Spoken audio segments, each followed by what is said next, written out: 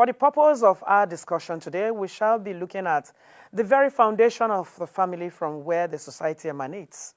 Homes are products of the union between man and woman.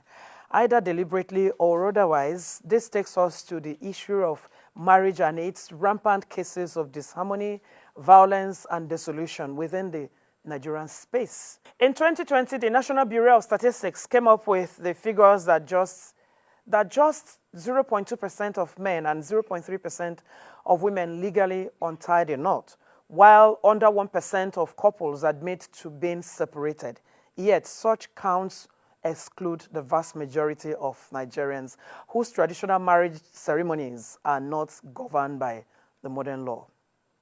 Whether we call it disagreement, separation, or untying the knot, the list of cases is just on the rise and calls for assessment of some of the factors that have continued to give couples reasons to either live in disharmony or go their separate ways. Regardless of the consequences, on today's interactive section, a seasoned teacher, a preacher, and of course the senior pastor of the Transforming Church, Rev Sam Oye, is our guide as we look at the rate of divorce in our society.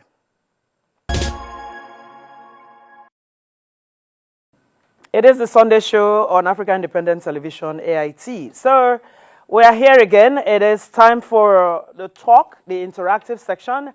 And of course, I brought you someone very special we've known for years now. We were just discussing behind the scene, but don't let us bring that to you. But he is Reverend Sam Oye, the senior pastor of the Transforming Church here in Gwarimpa, here in the FCT. Thank you so much for joining us. Such an honor to be with you. And I said to you, even though we're not supposed to bring that today, but I just have to say you keep looking beautiful. Thank you. Thank you. You're swelling my head. Such an honor to be here. Yes. So you're very welcome. A lot is happening in marriages. Yes. Reverend Sam. The very first day a man or a woman, they meet themselves, it is all loving, all sweet, everything. And within 1 or 2 years, you begin to see what is wrong with this person. People who promise themselves, I'm going to love you till Jesus will come.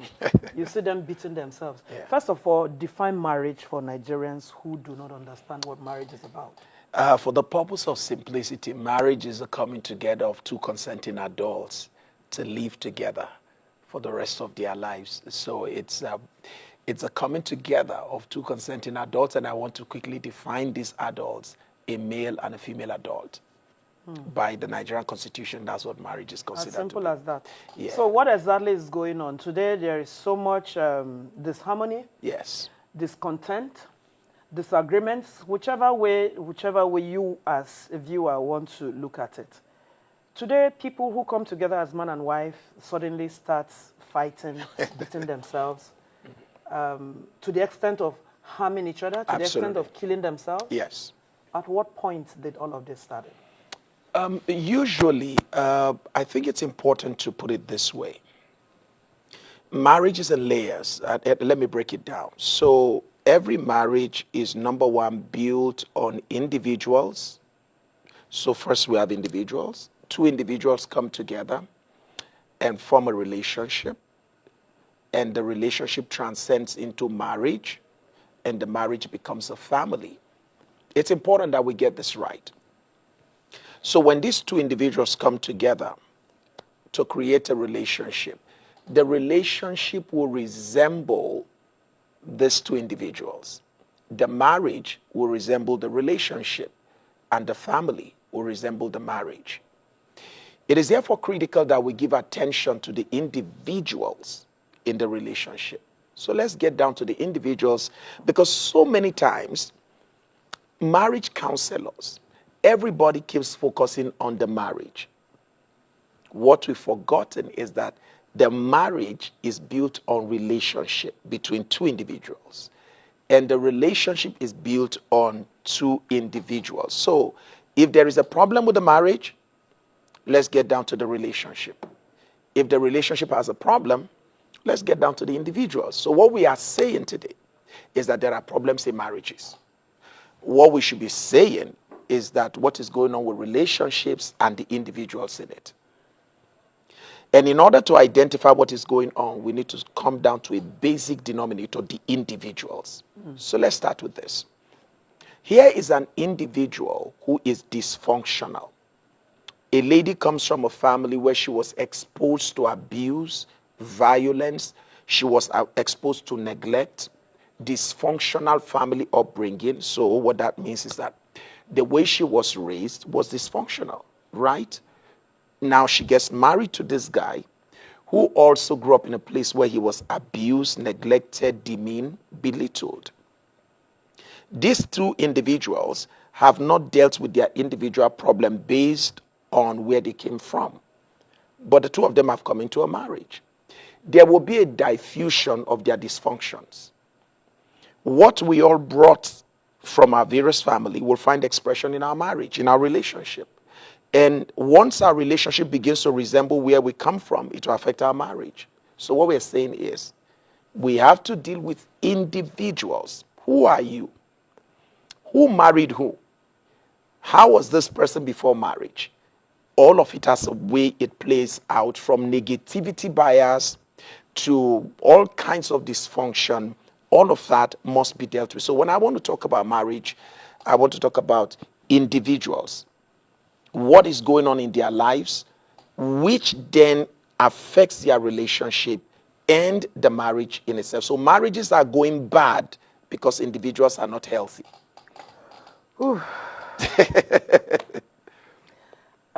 It's not shocking to me what you just said now. I hope Nigerians, I hope you're listening, because he's a teacher, a counselor. So it is for you to open your ears so that you can hear, because there is no way you can put something on nothing. Absolutely. So if the individual is dysfunctional, the marriage is also gone. So how do we solve this problem? The first thing is you don't solve a problem until you identify the problem. Okay. So the first thing is, let's identify some of the problems. Because first of all, this person's, you are a reverend. These persons come to you for marriage classes. You join them together. Mm-hmm. After maybe they do marriage class and all that. But a lot of us try to hide whom we are before the church. Mm-hmm. Because the question is, the topic is the rate of divorce in Nigeria, the role of the church. Yeah. So now we are throwing it at your doorstep. Yes. As a teacher, as a counselor, as a preacher, as the one that is knowledgeable. Right. Now, where do we go from here? Because if you bring two people who are dysfunctional together, of course, there is no way the pastor would have known that this person has a dysfunctional background. How do we manage this kind of situation? So what we do, because I'm not just a pastor, I'm a certified marriage educator. Yeah, I'm certified, and I practice internationally. So what I've done is to also get people in our church and beyond our church certified. So the first thing is the pastor, except he's a marriage coach, certified marriage counselor, the pastor has no business in this whole issues other than joining the couple. So the pastor must put in place a structure in his church to ensure that from the moment individuals indicate interest to be married, we subject the individuals to the processes that will, number one, help us to know who is this person, where are you coming from, what have you gone through, and that will enable us to know if there are red flags that we should quickly begin to, bring to the table to the other party and say, hey, the man you want to marry, are you aware of this?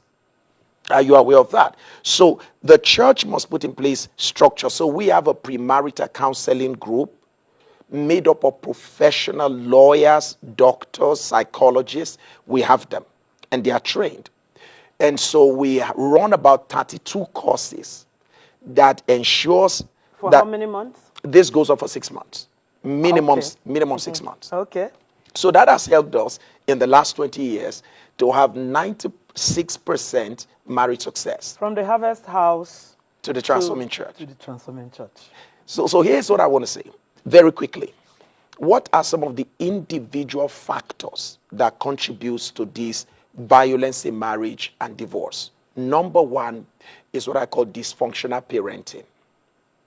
So You don't give what you don't have. Oh, yes. So when singles come to us and we're preparing them for marriage, we're looking out for these things. And these are things to look out for. What kind of parenting did you have?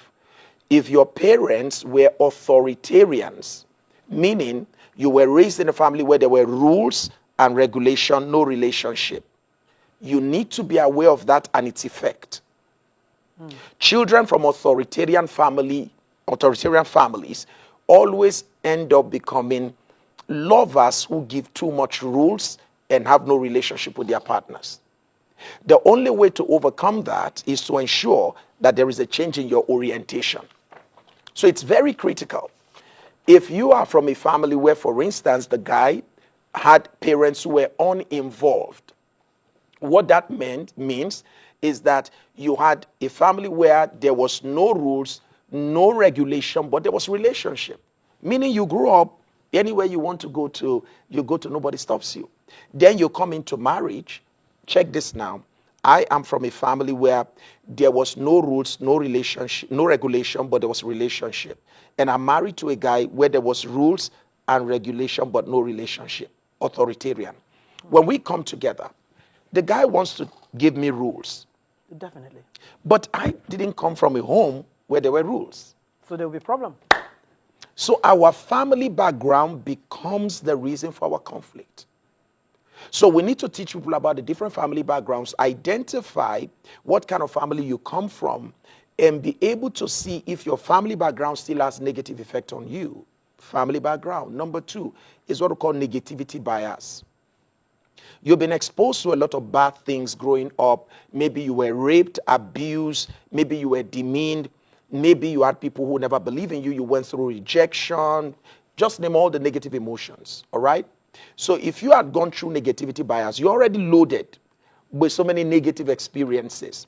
What that does to you, either negativity bias or confirmation bias, you already have beliefs that human beings are like this. Because of the human beings you have met. You've met with people who are abusive. You've met with people who are insultive, demeaning, people who don't care about you. Now you're going into marriage with those beliefs. Human beings are this way, based on your bias. If you don't deal with that, it's going to make your partner become the victim of other people's experiences with you, or the experience you had with people. So here am I, an innocent person, I fall in love with my wife, but she already has biases. The challenge with that is that whilst I'm trying to love her, she's looking at me through the lens or the lenses of the experience she's had with people. So negativity bias, confirmation bias, all of those things have a way of affecting us. Number four, emotional immaturity. So think about this. You are married to a man who is still a boy. Mommy's boy. It's, Auntie Retta, if he is mommy's boy, at least we can do something with mommy's boy. But we're saying that this is not just mommy's boy, this is just a boy. So emotional immaturity. This is someone who doesn't even know how to handle his own emotions, doesn't know how to take care of himself. He gets angry anyhow, no emotional intelligence, no positive intelligence. All of those intelligences off the window. He doesn't know how to manage his own feeling. No power to say no to his desire for pleasure. So any girl he sees, he goes after. So he's a 58-year-old man, 60-year-old man who can say no to his sexual desires. Because he's an emotionally immatured old man. You get this? So he's an old man, but emotionally immatured. And then you have young people who are emotionally matured. Maturity is simply defined by your ability to delay gratification or reaction. So a man who is beating his wife, but he's a 40-year-old man, 50-year-old, what do you call that? Any little provocation, you slap your wife. That's an emotionally immature man. You get that? So basically, emotional immaturity is one of the major drivers of breakups in marriages today. I will touch on one more thing before I leave you, and that has to do with poor gender communication skills. When a woman talks to a man as if she's talking to a woman. Oh, yes, there's something called genderlect. Did you see the way I looked at you? I know. You need to break that down. I know. There's something called genderlect. I wish we had all the time to work on this. There's something called genderlect. Genderlect is gender communication abilities. So it means when you are talking to me, you are not to talk to me like a woman. So as a wife, you want to speak to your husband, you don't go talking, starting with details. You don't preface your conversation. Some women preface their conversation a lot. I'll tell you what that means. So a woman wants to talk to me as a man. I'm sorry for what I'm about to tell you. I don't know how you are going to. Now, You don't spoil the whole thing now. so men don't like prefacing. If you want to talk to a man, you want to be straight, you want to be direct, you want to be brief. Straight, direct, brief. If the man asks for details, you can then give details later. But details bore a man, except for a man who was overmothered and underfathered. So we always say that if a woman is going to talk to a man, you talk to a man, you take on the gender language of a man to talk to a man. You want your husband to buy you something. For instance, you want your husband to buy a new car. If you want to talk to a man like that, you don't go and tell him and say, I want to buy another car. A man will just even resent that. But if you say, sweetheart, I'm thinking that we should get a car. I'm thinking that, in fact, if you're going to be smart, you make it personal so it becomes important. So you're going to say, sweetheart, I noticed that the way you are moving about with this your car, I'm thinking if we get one more, it will make it easier for you in case you just want to move around town. And that will also make it easy for someone like us to also use. When it becomes personal, it becomes important. So in gender communication, you talk to a man as a man. And as a man, if I'm going to talk to a woman, I must talk to a woman like a woman. So I don't just, a woman comes, my wife will ask me, how was your outing? Fine. That's how I talk to a man. When my wife says, how was your outing? She wants me to tell her a little bit more detail. When I left the airport, I met my friends and just a little bit details. So part of what we are having as a challenge is poor gender communication skills. Men don't know how to talk to women. Women don't know how to talk to men. So how do we cure this malaria? The best thing is through teaching, training, mentoring, and coaching. How possible is that? Because a lot of us, you just fall in love tomorrow, you want to be in a man's house to be a Mrs. It is a more, they don't care. It is a more reason why churches that are mosque and, and I'm happy to let you know that our friends who are Muslims, who are involved heavily now in marriage counseling. So churches need to make institutions that will help from the moment a single declares intentions to marry somebody. Take them through these processes. We need to have structured processes, which some churches have. The mosque is also beginning. The Muslims are doing that too. Structured processes that helps these young people to go through training, coaching, mentoring in order for them to have successful marriages. Like a lady who is already 40 plus, Yes. heading 45, you think she'll have that patience to go through all of this you're saying? Because she's desperate. Well, I truly understand the fact that she's desperate, but here's what I want to say. Don't wait long and get it wrong. You see, it's a painful thing that you've waited long, but it's going to be a tragedy that you got it wrong. So now that you've waited long, you now need patience to be sure that what you thought is the man, or who you thought is the man. You now want to exercise a little more patience to investigate before you invest. Because ordinarily, every other day you're hearing on social media with pictures and videos. Yes. A man killing his wife, Absolutely. like the one that happened somewhere in the east, and pouring her hot water, Yes. some chemicals, all kinds of things. Yes. I don't know. Somebody will go under that post and say, "Why don't you walk away?" Now. It takes seconds to kill a human. Absolutely. The red flags are... Why the hate? Because for you to kill a woman or a man, because it's not only men now killing women. Absolutely. Women are also killing men as well. Because when it's somebody who you've taken home, you've taken to your parents, I said, I will love you possibly they had a church wedding, you stood before God and man in black and white to promise yourself all kinds of things, and at the end, you end up killing one person. Where do we go from here? So when I look at these things, it's so heavy for me. I get you. And Jaretta, we need to face this fact. Again, it goes back. That's why I said marriage is about the individual. Who did you marry? The red flags are usually there. But we don't notice. We know them. We just assume it won't have any effect on us. Or the man will change after. Or the woman will change. Or marrying him will magically change what his mother couldn't change. So these assumptions need to stop. Once you see the red flag, don't ignore the red flag. He beats and apologizes. Please, a lady said to me, she was in the car with the guy, they were driving. And the guy got angry, slapped her in the car. But oh no, that's not the big one. And while she was Who was driving? No, the guy. He turned and slapped her. And then they kept on talking, and he was like, shut up. He was like, he wanted to assert himself. What if he loses concentration on the driving? Oh, no, it doesn't matter to him. He doesn't care. Well, in that moment of rage, what he did was that at a point, he stopped right in the middle of the road and bent towards her, opened the door, and pushed her out, took out the belt.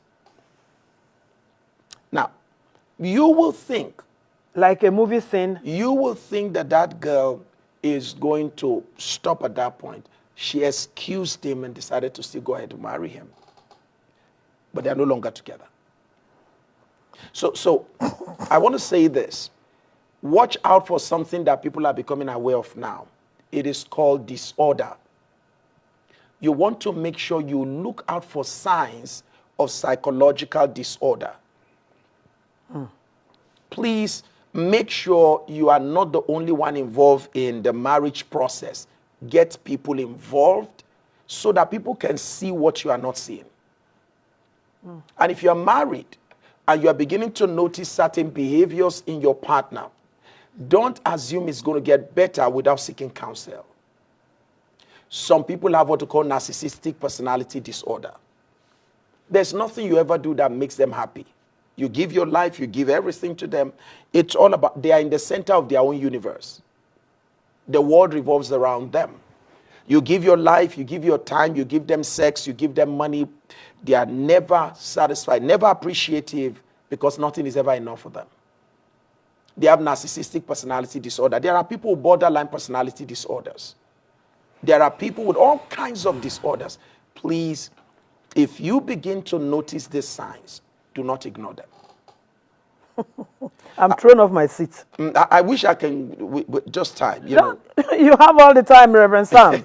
Because what is going on in our society today, in some cases, when they newly get married, the man wants the woman to bring everything she earned to the table. And where that doesn't happen the way he wants it, is beaten. Absolutely. And the woman also wants to know his movements. He wants to know how much do you have in the account balance. And where that doesn't happen, she begins to think, imagine some things in her head. What do I do? And in some cases, some persons also say, some ladies go out of their head to do voodoo, to capture this man. Before you know, within a space of 6 weeks, 3 months, they are married. Yeah. And after which, is like the skills fall off. The spiritual dimension is there. And what drives all of this is insecurity. That is a very serious aspect of all of this we're talking about. That is insecurity. When a woman is insecure, when a man is insecure, you will see the worst of relationships. An insecure man will put trackers in his wife's car. Now, there are insecurities that are actually provoked. When a woman begins to do things or a man begins to do things that provokes a sense of insecurity in the partner. You tell me you're coming to AIT and the place I'll see you is NTA. Once that begins to happen, it then makes the man or the woman in relationship with you to become insecure. Yeah. But there are cases whereby the person you're dealing with, you've not done anything to deserve it. The person naturally is insecure because the person had previous relationships that have created a sense of insecurity in the person. So it is the experience of the previous relationship he brought into this? You become the victim of what others did to the person. So marriage, you see, the whole thing about marriage. It's not for children. And it's about, it's not that we keep our eyes on the marriage, trying to fix the marriage, forgetting that it's the individuals.